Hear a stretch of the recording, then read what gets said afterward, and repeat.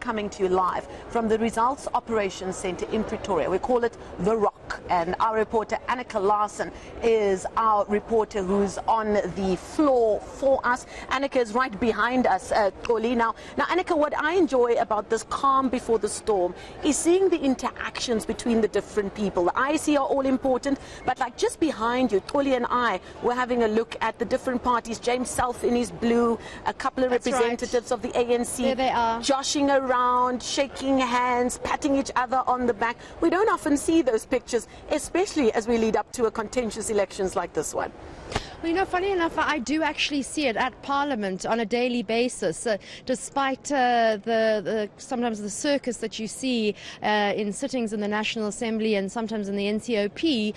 Most people are very collegial and are on good terms and work quite well together in committees at Parliament. But you're right, the ANC and DA are currently in discussion, and right behind them, behind that glass sort of cordoned off area, is the Legal and Auditing Services Department, and they were all huddling in there at one stage. Apparently there have been a few issues that have come up, and the IEC is currently sitting with its officials in a teleconference at voting stations around the country. Some of those items, flags, well, on the positive note, 98% of stations have opened, and they did open on time.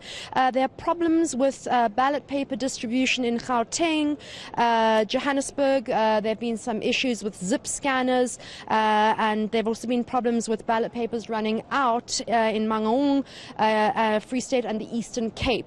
And some of the parties saying that they're quite concerned about the response time by the IEC to those issues. And then in eThekwini there are community-based problems. It would seem trenches have been dug outside some of the polling stations, which means that people can't get into the polling stations, and there have been service delivery process problems in some areas in KwaZulu-Natal. But I'm going to just walk you to, here is the big map that you can see that comes up with all problem spots, hot spots, and other information that we as media, but more importantly parties will need. And some of the parties are sitting over here. Here you can see one of the ANC desks. Morning, everybody.